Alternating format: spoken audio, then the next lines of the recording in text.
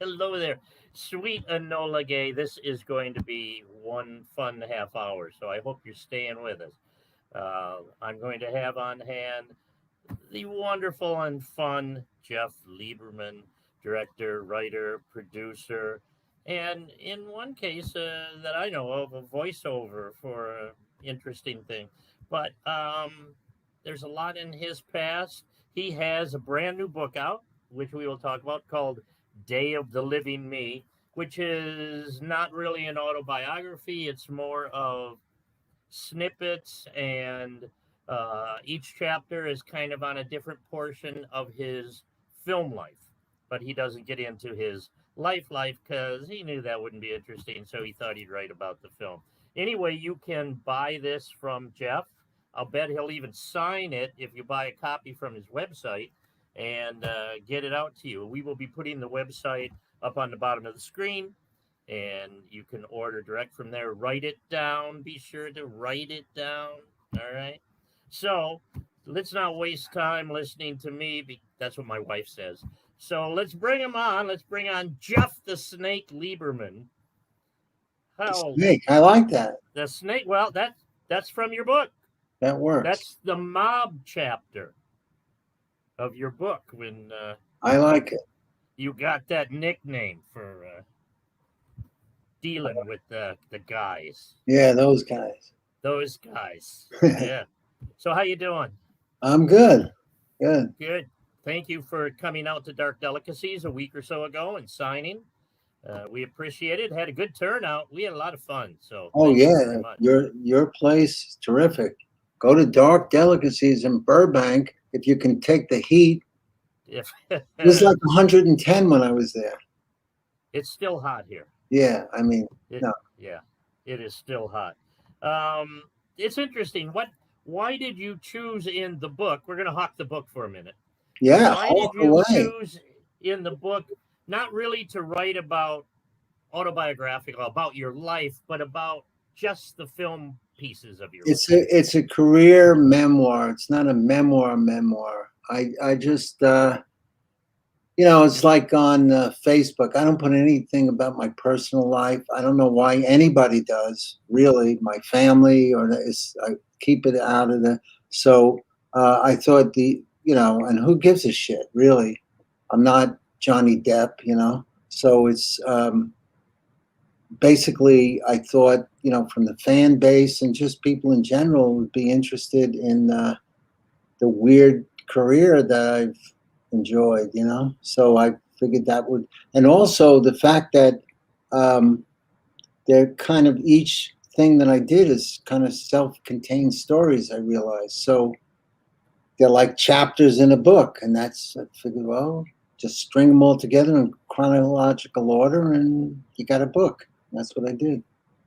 Yeah, it really is true that every chapter is self-contained, really. Right. Yeah. You refer back to some of the earlier chapters, but that's just how you met so-and-so, so that you ended up in a current situation kind of deal. Yeah, that was the final, exactly. That was, once I laid it all out, and then I went back and did exactly what you just said. I kind of tied things in, because that's my screenwriting chops coming in, that like a backstory to this that makes this make more sense. But on the other hand, because I say to people, it's excellent toilet reading, like one chapter per, but but it still has to be from left to right. It still has to be chronologically read. You could read the last chapter, it would make sense, but it's better if you read it from the beginning to the end. Because actually how you got there is more interesting to me than just the individual. The sum of the whole is more interesting than the pieces to me. And the pieces are delightful and funny and really weird, but it all ended up with how you got there at the end, kind of thing. Yeah. And the disappointments, you didn't hide the disappointments. No, if you're trying to make up, like, what is it called? Revisionist history. Everybody, the failures. That's in right now, revisionist. Yeah, I know. Yeah. Rewrite history. The fact of the matter is that in my case, and probably Quentin Tarantino, if he did the same thing, it would be, all things equal, the failures or disappointments are more entertaining. I don't laugh about success. I laugh about what a schmuck I was, at a time. I never laugh at how smart I was. Never, No, and the learning process is greater on the schmuck chapters. Yeah, you don't learn anything when you succeed. Right. Yeah, that's kind of weird, isn't it? Just Think about it. remember that out there, and we're not in TV land. What land are we in? What do you call it? Podcast land. Podland. We're in Podland, and just remember that, okay? It's like Invasion of the Body Snatchers. Yeah. We're in Podland Yeah. over here. It's true. There was an interesting thing, and you didn't really go into it in what I was looking for on the book, but in like 1994, 1995, you kind of like came to an end of an era. And then there wasn't a lot that you were doing for like movies and stuff till like 2004. What was that big pause in your career? Was it just not nobody wanted to hire you to write or No. direct? You're talking about like the 90s? Yeah, well, the 90s, it felt like you shot yourself in the foot with Never Ending Story 3, but you made money. But then you didn't do anything until like the thing is that I did a thing called a documentary on Sonny Liston for HBO that won 3 Emmy Awards. That was 95. And I did But Seriously in 93 for Showtime. That was a big success, a feature-length documentary, and followed it up with another hour show a year later. But from the genre point of view, if you have an identity, I have no identity in anything other, a big time identity in anything other than the horror genre. Ironically, because I was so young when I did these things. So it doesn't matter what I do. When you see a documentary, no matter how much you like it on HBO, you don't look at who directed it, Right. And so it was kind of like not under the radar, it was off the radar to the fans of the genre. So they figured I must have been in a coma during that time. As a matter of fact, when I did Satan's Little Helper in 2004, I was the first time I presented the movie was in Brussels. No, the Tribeca Film Festival. But in Brussels, I said, people think, what happened from, what was the last one? Remote Control, because they only go from the feature films. So I said, after Remote Control, people actually wrote on the internet that I died of cancer, which was a surprise to me.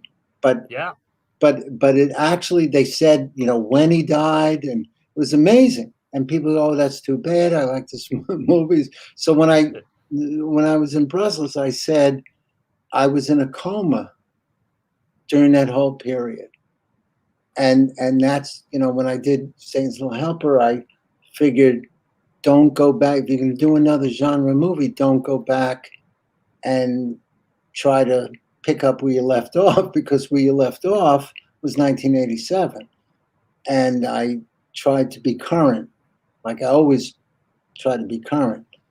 And so, but as far as my career, it's weird, because financially, 90% of the money I made had nothing to do with the genre or anything. But what I'm known for is that stuff. And you know what? It's better to be known for that than known for nothing. And you're not dead. Mm. The last thing I saw in that period around 94 or 95 was a documentary on Clark Gable. Yeah. And then they didn't have much of anything listed if you go to places like IMDb or whatever. But I understand, were you doing commercials during that time? Didn't you do a bunch of commercials? or was that early? No. Early on, I did commercials. I didn't do any commercial. After I stopped doing commercials, I never Went did back. them. But the time I did Clark Gable, I was writing. See, this is another thing. You can't find on IMDb screenplays that didn't get made. I I wrote, have to go to Blacklist for that, right? well, actually, one of my screenplays called Sin Muerte was on the Blacklist. Yeah. Okay, but I'm talking about studio big money screenplays that I wrote for Fox, for Warner Brothers, for you name it. How are you going to know that unless it gets made? I got paid. So that's the what weird counts. thing. That's the weird thing about the way the business works. It's like you're not working. If they don't see a movie that's up there on the screen, then you must be unemployed. But it's it's a Yeah. hell of an unemployment check. I'll tell you that much. Oh hell yeah! It's a really good thing. I see David every time I go to get a drink. David cuts me off the screen because we shouldn't be showing drink. No, he's just playing with. Well, I'm Okay, drinking water. This is water with lemon. that's water with lemon. Yeah, it looks like it.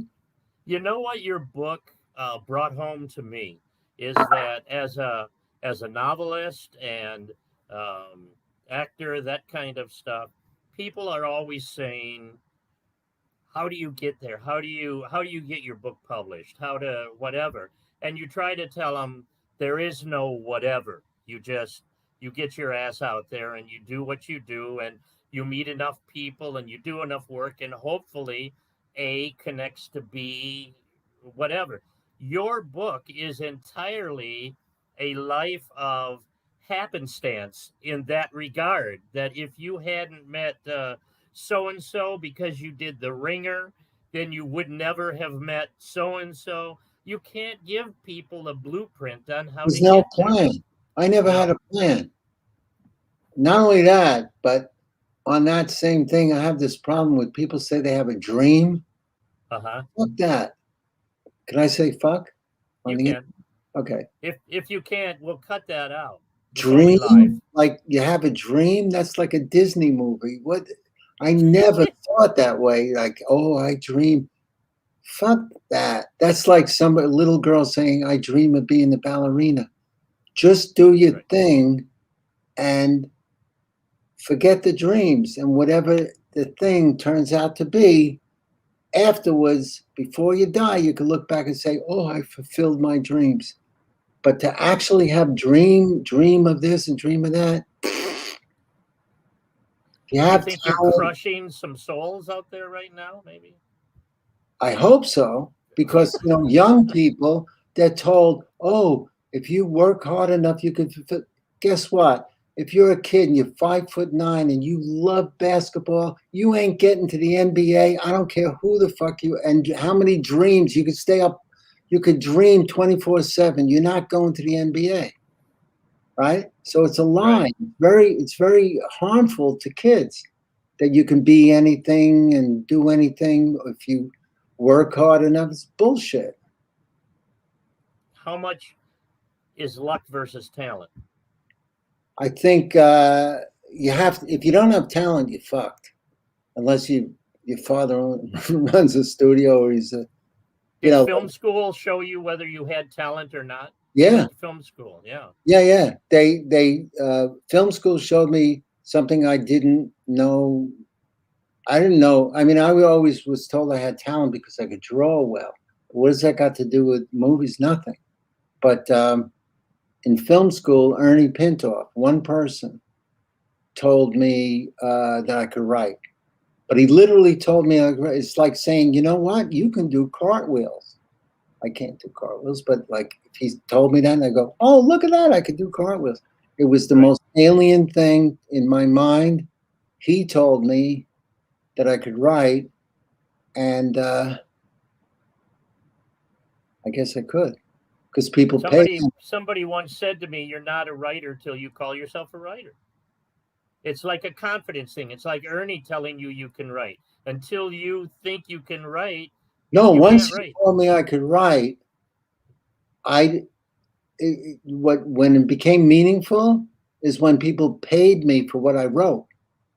There you Because go. all art is commerce. All art, I mean, the way we in society, in all societies, it's like, you know, Van Gogh, nobody paid for his art, so it's crap. They thought it was crap.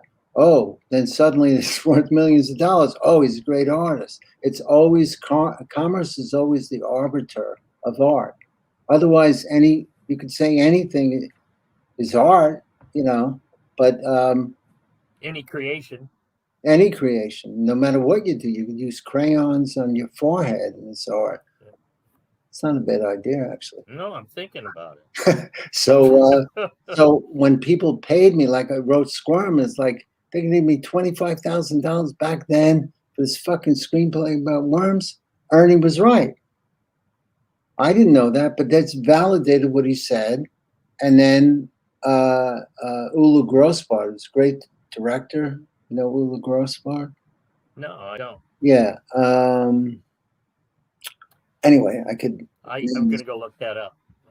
Well, you don't have to look it up, but what was the Straight Time? He directed Straight Time with Dustin Hoffman. Among a lot of View from the Bridge, you know, Broadway director. What Subject Was Roses, one of those things. But Ulu said to me, you'll have a career and you'll always be able to work because you can generate your own material. Most directors can't write. So it's much tougher for somebody to become just a director than a writer-director. Like, but you also became a producer too. Huh? You also became a producer. Yeah. But I'm saying that if you're going to have a career, if you can write and generate material, then you can say, okay, I want to direct this. But if you're just a director for hire, it's much, much tougher. A guy like Quentin Tarantino, he's a great writer, right? So that's how he got to direct his own stuff. And where Brian De Palma is not a writer at all. So it's much tougher to do what he did than what Quentin did. Well, it's kind of like a singer-songwriter. If you're just a singer, you have to rely on other people's material. Exactly. Right. That's right. As long as you're a machine that's generating, then you've you have more control over your destiny and paying the bills. Yeah. Did you feel differently about yourself and your talent once Squirm happened, or did you feel a lot more different about yourself and your talent after he told you could write? No, when he told me I could write, it didn't resonate with me because, like, what are you talking about? It was Squirm that validated it because they're going to pay me money. Right. There's, you know, that's what I said about commerce. It's like anybody could say they could write, but you're going to get paid for it. People must think you could write. That's the validation, is money. In somebody else thinks you can do it and is willing to pay for it. And willing to pay you. Yeah. Yeah. And then there's like 8 million screenplays out there. People think, oh, I've been told, like, well, it was so much easier in the 70s. Bullshit. It's the exact opposite. In the 70s, you had the studios. You didn't have cell phone movies. You didn't have like anybody making movies for $10,000. You had to, any movie that was done off a script in 72, $74 had to be $350,000, $400,000, which is today is close to $3 million. So John Carpenter, you know, Tobe Hooper, all those movies all those budgets were pretty much the same. Friday the 13th, 500,000. Blue Sunshine was 550. Squirm was 425. But in today's dollars, in 35 millimeter, to do the exact same thing would be, you know, 3 million. Right. You get, and there was no alternative. You either do that or you don't make a movie. So a pile of script, who's going to put up enough money? I used to think, well, they can finance my script or they can buy 3 buildings on 8th Avenue. back then. You know what I mean? So that's the comment. That's the arbiter of art, because The almighty dollar. yeah, yeah. Yeah. Otherwise, you say this is great because I say so. You know, which is fine, but that's And what we don't do. forget that your mother says so too. So that's My valid. mother, she said, if it doesn't sell, you're still a genius. That's right. But So The Con Ed guy just didn't buy no, that. You know, he no. wanted to. Here's my poetry in lieu of paying the bill. He doesn't want to do that. So did you get to a point where you didn't want to just write or and have someone else direct your stuff or direct somebody else's stuff, that you became more and more, that's my baby and I want complete control? I never thought about control, but I never thought about directing other people's stuff. It came natural to me that the screenplay was a blueprint for what I'm going to shoot. I just But you've written screenplays for other people. Right, but when I'm writing a screenplay, and that was a problem with Never Ending Story. When I wrote that, I know how I would have directed it. It's not the way it was directed, like by a million miles, 2 million miles. But the screenplay writing is not like a novel or even like this book that I wrote. A screenplay is visualizing a movie. And so I'm writing it the way I would shoot it, right? Right. So I never even gave it a second thought. It was just a natural thing to write and direct. And again, I don't want to make this about Quentin Tarantino, but that's exactly what he does. You know, and he's not the only one, but so many writer directors that they like the writing part is the first step, and then you direct it and make it a movie. And then as a director, because you were on the lower end of the big budget movies, I guess that's a good term. Were you involved in the editing process after it was shot then, or did you hand it off to the editor? Oh, you don't hand nobody on any level. You don't hand off. I was like, I meant with notes. yeah, no, but especially the way I do it. Everybody's different. I heard, like this guy's like, like my friend John Waters, a friend of mine. He doesn't bother with any of the film stuff. His genius is somewhere else. Like he's a one of a kind guy, but not the film angles and all that. And you see his films, you'll see that they're not filmic. He leaves that to the director of photography. Me, on the other hand, I'm shooting it by design that it pretty much can only be cut one way.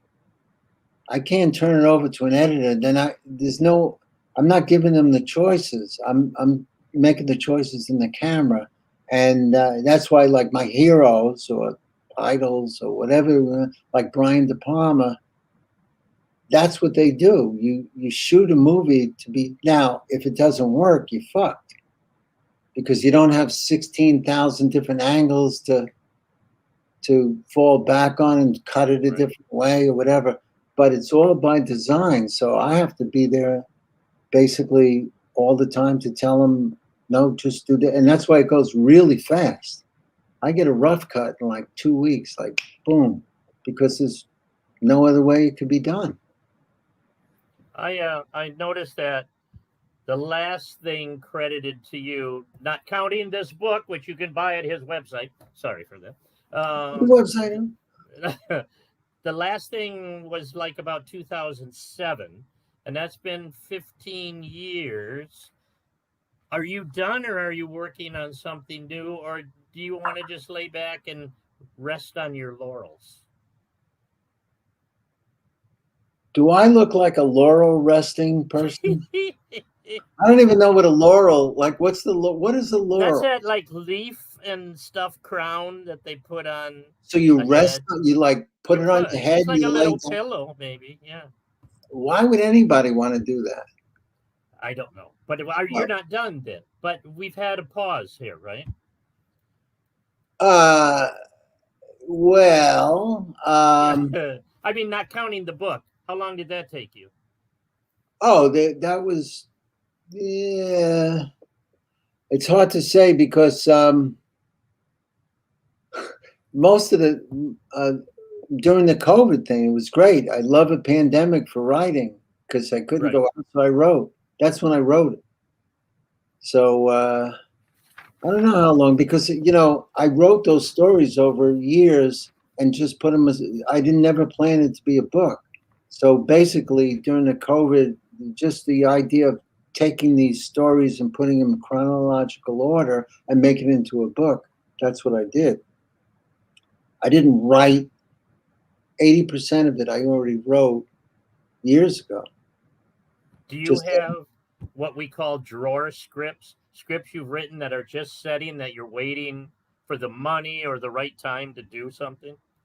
uh, I have one that Sin Muerte that I mentioned in the book that made the blacklist. Um, that came, when you hear about movies that came this close, it came so close. It was $6.2 million. I guess it was 10 years ago, 8 years ago, and I had John Turturro to play the lead, and Gael Garcia Bernal. They were like signed. I mean, they were attached and ready to go. I thought we're making a movie, and this would have been like the biggest thing I ever did. And then the financial crisis, whenever that was, that blew it out of the water. We were so close to.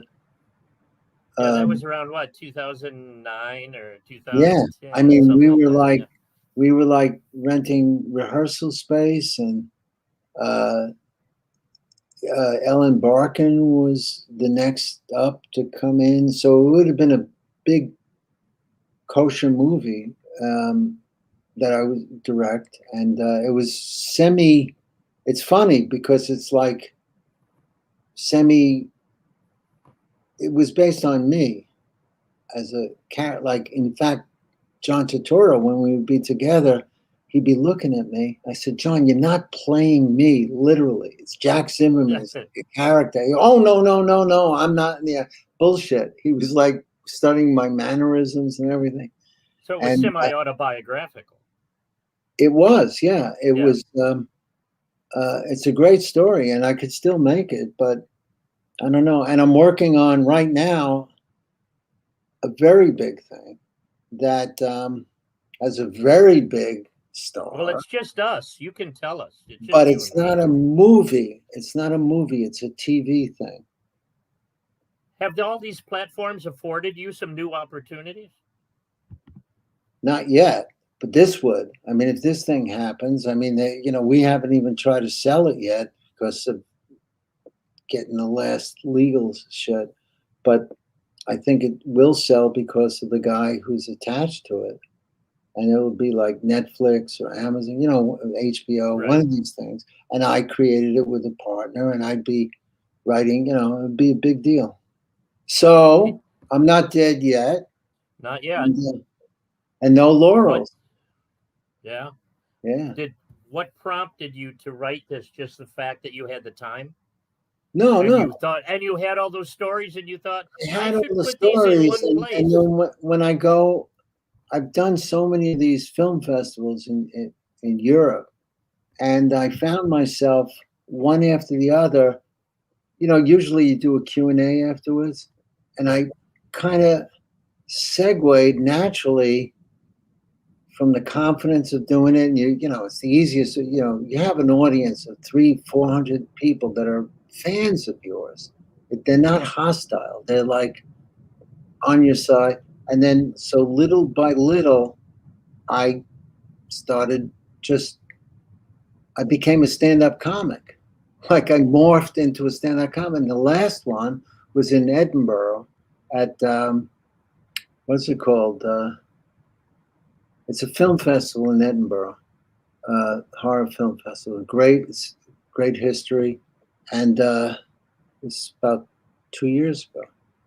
And my wife, Joanne, she said, I've never seen you kill. Like the audience was on the, like, roaring as if it was Billy Crystal in Russia doing,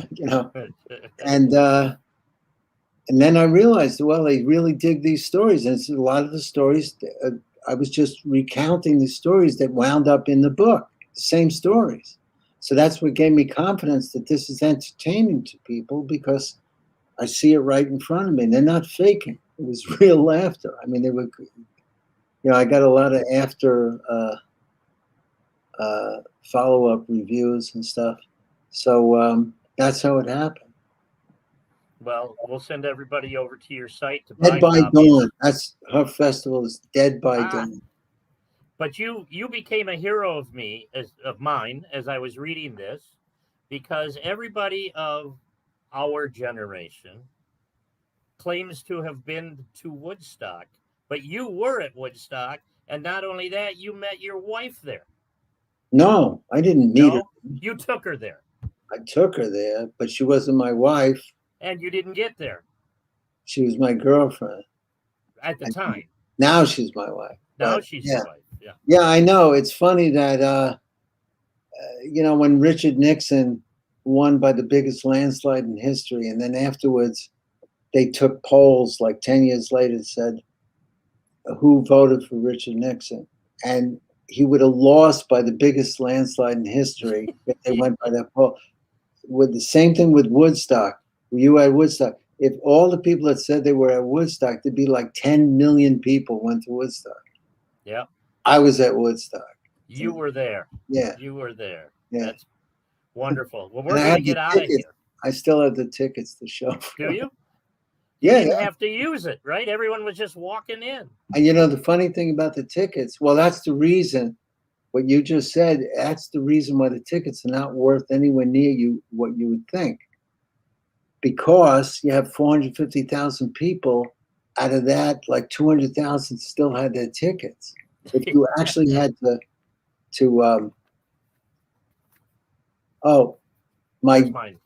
that's my wife chiming in. I didn't want to go. Well, that's in the book. I didn't say I wanted to go. It's in the book. I didn't want to go, but I did go. Did I say I wanted to go? I didn't say. You were on the highway anyway. That's what counts. You took the muddy back road to get there. Oh yeah, it's all in the book. It's all in the book. But the funniest, the Charles Back, everything in that book is true.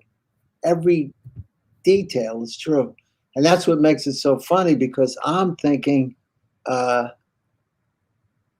you nuts? Like when I think back, but it is true. Charlie Baxter had the sole concession to feed everybody at Woodstock, and he didn't know what he was doing. He said to me, I said, what do you know about catering food, period? Like, even if it was for 10 people. He said, absolutely nothing.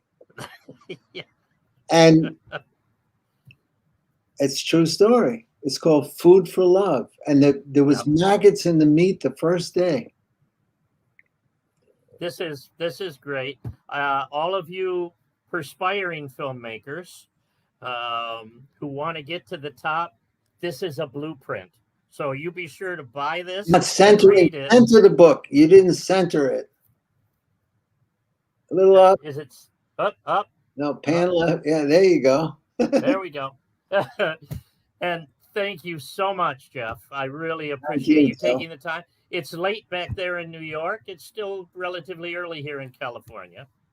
But thank you for coming on board. I really appreciate it. It's great, man. And I love your store. And everybody, you go to Los Angeles, fuck Disneyland, dark delicacies first. I'm going to use that as our slogan. Then, if you have the time, you can go to Anaheim and go to Disneyland and stand online. But go to Dark Delicacies. Great place. Yeah, we don't care what they do after. That's all right. They can go after. Yeah. Right. Bye. Thank you for being our guest.